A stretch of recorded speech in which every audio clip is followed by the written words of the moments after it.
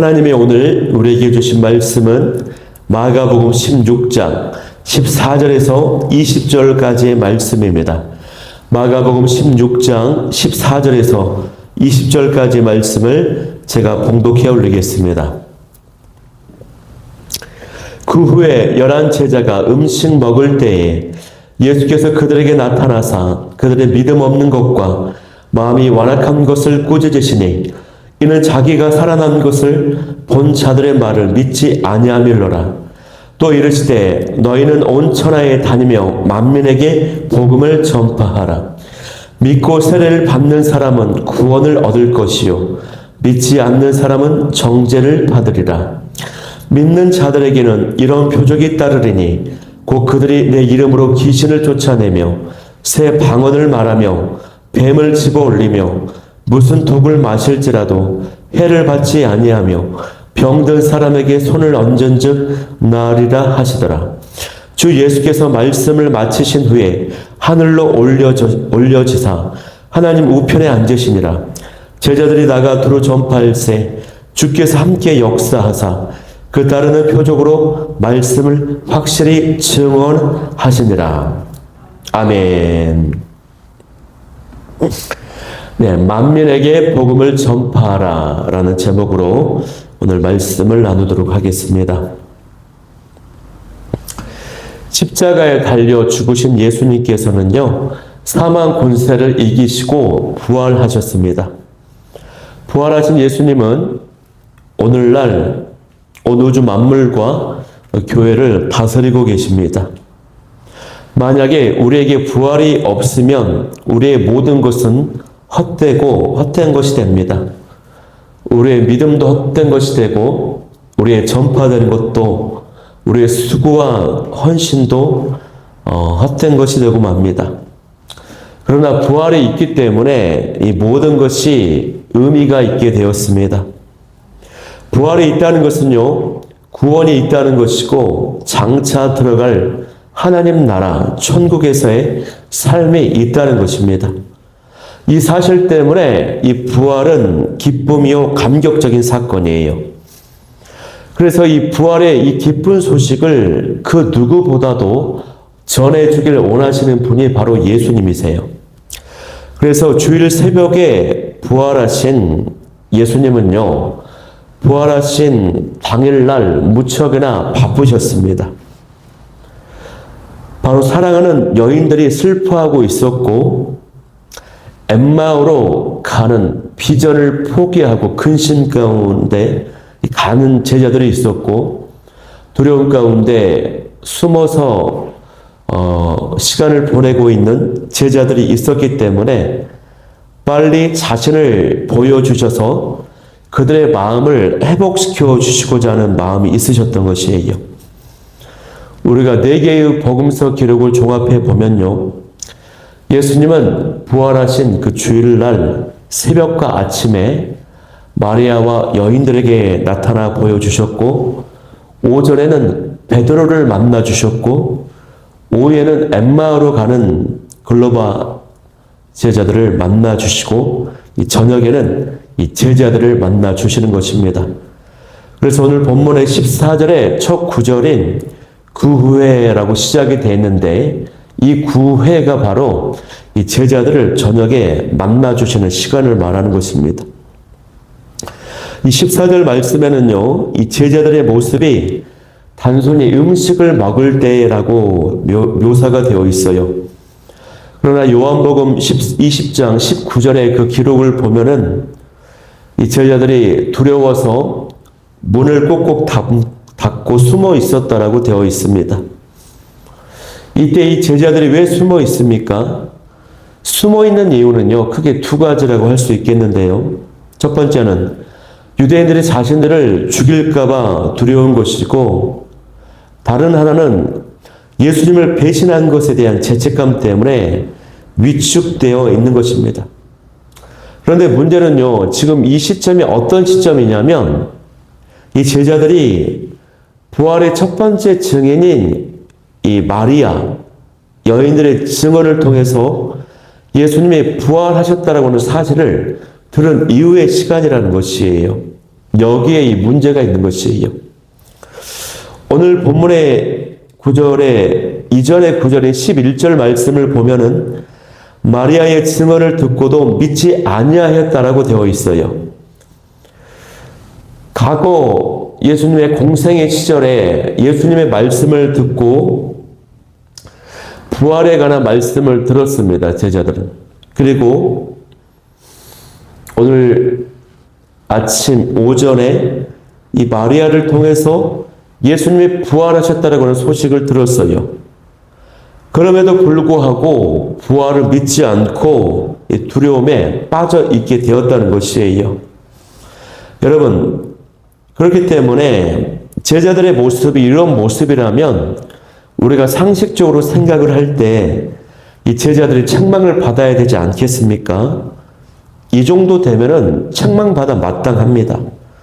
그래서 예수님께서 믿음 없는 것과 마음이 완악한 것을 보시고 꾸짖고 계시는 것이에요. 예수님은 제자들을 주로 책망하실 때 믿음 없는 모습을 보고 책망하셨어요. 제자들이 처음에 예수님을 따를 때에는요, 연약함이 있었습니다. 모르는 게 많아요. 지식이 부족하고 실력이 부족할 때는 책망하지 않으셨어요. 또 제자들이 믿음 없는 것을 도와달라고 하면서 요청할 때는 또 잘못을 회개하고 도움을 구할 때는요, 책망하지 않고 도움을 주시고 불쌍히 여겨주셨습니다. 그런데 믿음이 없을 때는 책망을 하십니다. 더 정확히 말하면요, 무조건 믿음이 없는 상태가 아니라 분명한 말씀을 주시고 분명한 증거를 주셔서 분명한 표적을 주셨기 때문에 믿어야 되는데, 믿을 수밖에 없는 상황인데 그럼에도 불구하고 믿지 않을 때에 하나님께서, 우리 예수님께서 이런 모습을 보시고 마음이 완악하다라고 보시는 것입니다. 여러분, 우리가 몰라서 두려워할 수 있어요. 들은 말씀이 없어서, 분명한 증거가 없어서 믿음이 없을 수 있어요. 그러나 지금 제자들의 상황은 그런 경우가 아닌 것입니다. 여러분, 이것이 바로 완악한 것입니다. 책망받을 만한 거예요. 그런데 저와 여러분은 어떻습니까? 가정에서나 공동체에서 누군가가 나를 꾸짖고 책망을 할 때에 어때요? 화를 내며 불편해 합니까? 아니면 이 상황은, 이 사안은 내가 책망받을 만하다라고 인정하는 편입니까? 우리 사랑하는 우리 자녀들은 부모님한테 꾸중을 들을 때 마음이 불편하고 화가 날 때가 많습니까? 아니면 잘못을 인정하고 뉘우치는 편입니까? 책망받을 때 여러분, 책망하지 않는 것은 사랑하지 않는 것과 같아요. 예수님의 제자들을 사랑하시기 때문에 찾아오셔서 꾸짖으십니다. 제자들에게는 그런 책망과 꾸짖음이 약조례가 되었고 밑거름이 되어서 멋진 제자요 사도로 성장하게 되었어요.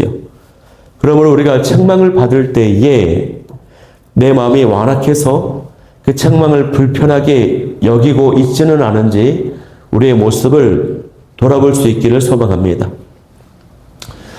저도 시골에 계신 우리 어머니께서 자주 하시는 소리가 있습니다. 목회자가 변질되면 안 된다. 요즘에 너무 많은 목회자들이 변질되었다. 그러니 절대 때묻지 말어. 겸손해라. 인사 잘해라. 또 약한 자들, 연약한 자들을 더 사랑으로 보살펴라. 이런 말씀을 하시는 것입니다.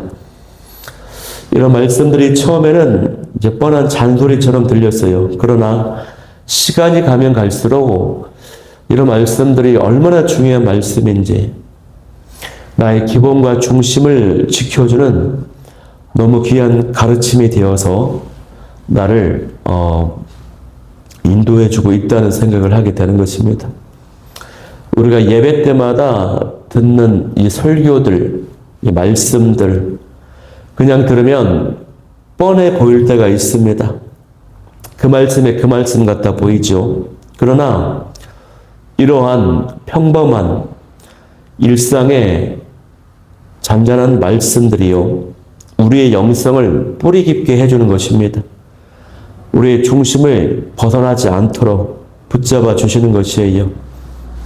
시편 1편 1절에 보면은 복 있는 사람은 오직 여호와의 율법을 즐거워하여 그의 율법을 주야로 묵상하는 자라고 했습니다. 그러므로 우리가 뭔가 임팩트가 있고 강력하고 깊이 있는 말씀도 좋지만 일상에 여러분 익숙한 이런 말씀들을 즐거워할 수 있는 저와 여러분이 될 수 있기를 소망합니다. 그러면 부활하신 예수님께서요, 제자들을 처음 만나주시는 첫 번째 명령이 뭡니까? 그 내용이 15절에서 18절 내용이거든요. 15절의 시작은 이제 만민에게 복음을 전파하라 라고 하는 이 명령으로 시작이 되고 있습니다. 이 말씀을 마치신 후에요, 19절을 보면은 예수님께서 이제 하늘로 올라가십니다. 그러니까 예수님의 이 명령은요, 이 지상에서 마지막으로 해주시는 유언과도 같은 말씀인 것이에요. 여러분, 부모님이 죽기 전에 마지막 유언을 남길 때 가장 중요한 말씀을 남기지 않겠습니까? 별로 쓸데없는 말을 남기겠어요? 그렇지 않지요. 최고로 중요한 말을 남기는 것입니다.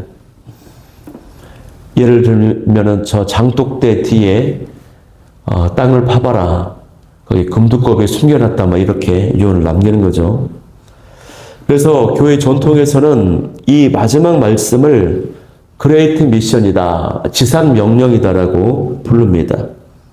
이 지상 명령은 이 땅에서, 이 지상에서 살아가는 동안 수행하는 명령이다, 그런 말이 아니라 지극히 높은 명령이라고 하는 뜻입니다. 지극히 높은 명령. 4개의 복음서 마지막에 다 이 지상 명령이 다른 표현으로 다 들어있어요. 그만큼 중요하다는 것입니다. 성경의 모든 말씀은요, 하나님의 권위 안에서 다 평등하고 중요한 말씀이에요.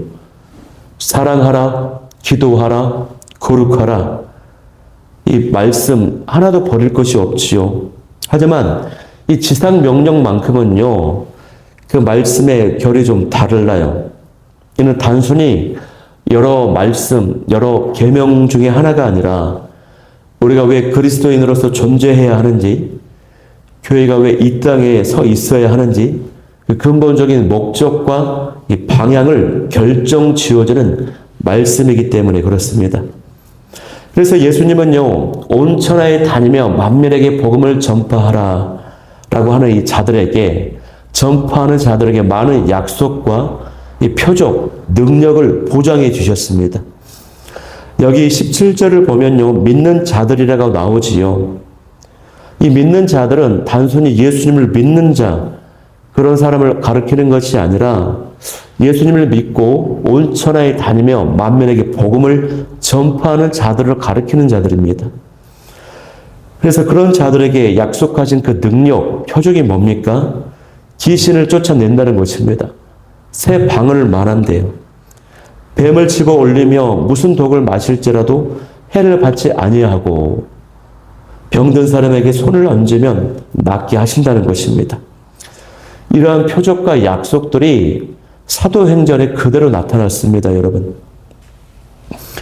여러분, 예수님의 이 약속은요, 사도행전의 초대교회에 사도들에게만 국한되는 것이 아닙니다. 오늘날에도 동일하게 유효해요. 나타나고 있어요. 그런데 오늘날 이런 역사와 능력들을 보기가 쉽지 않습니다. 이유가 뭘까요? 이 말씀이 잘못된 것일까요? 시대가 변해서 그렇습니다. 어떤 시대가 변했다는 것입니까? 그만큼 한국교회 또 성도들이 복음 전파의 사명을 감당하고 있지 않기 때문이에요. 이러한 표적들은 복음 전파자에게 주시는 예수님의 약속입니다. 개인의 그 능력을 드러내기 위한 것이 아니에요. 영혼 구원을 위하여 하나님 나라의 권능을 확증해 주기 위한 도구로서 주어지는 능력입니다, 여러분. 그런데 어떤 사람들은 오늘날 이런 은사가 중지되었다라고 말하는 사람들이 있습니다. 이러한 표적들은 이 사도들에게 사도적 권위를 확증해 주기 위해서 그 시대에만 이 제자들에게 사도들에게만 나타난 특별한 증표였다라고 주장을 해요. 그러나 저는 개인적으로 그렇게 믿지 않습니다. 오늘날에도 성령께서는 하나님 나라와 복음을 위해서 특별한 때에 특별한 방법으로 은사와 능력들이 나타나게 하시는 것입니다. 치유의 은혜도 주시고요. 방언도 주시고요. 귀신도 쫓아내게 하세요. 해를 받을 수 있는 상황 가운데서도 지켜주신다는 것입니다. 그리고 현재에도 복음이 급속도로 전파되고 있는, 부흥하고 있는 세계 각지의 선교 현장에서는 이런 모습들이 여기저기서 나타나고 있어요, 여러분. 개인의 초월적인 경험이나 신비주의를 말하는 것이 아닙니다. 성령께서는 이 사명 안수를 위해서 하나님 나라의 확장의 도구로서 이러한 영적 능력을, 표적들을 나타나게 하시는 줄 믿습니다, 여러분. 우리가 정말 아프신 분들을 만나게 되거나 복음의 한 복판에서 그 현장에 있다 보면은 이러한 성령의 은사가 정말 간절해집니다. 원주민들 속에서 사역하시는 선교사님들이 그 원주민들을 묶고 있는 무당이나 샤먼들, 어둠의 세력들과 싸우면서 간절히 갖기를 원하는 그것이 뭐냐면 그들을 이길 수 있는 영적인 능력을 달라고 얼마나 간절히 기도하는지 몰라요. 여러분, 우리 안에서 사랑과 긍휼이 가득해지고 복음 전파에 우리가 집중하는 사람이 되면요, 하나님께서 이러한 은사와 표적들을, 영적인 능력들을 반드시 허락해 주실 줄 믿습니다. 특별히 저는 저와 여러분이, 그리고 우리 교회가 육체의 질병을 포함해서 내면의 깊은 상처와 아픔을 가지고 있는 그 영혼들을 놀랍게 치유하고 회복시키는 그런 공동체, 그러한 교회, 그러한 은사와 능력들이 나타나게 되기를 간절히 소망하고 있습니다.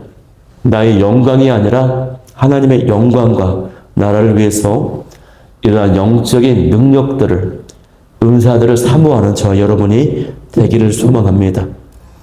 온 천하에 다니며 만민에게 복음을 전파하는 자들이 되십시오.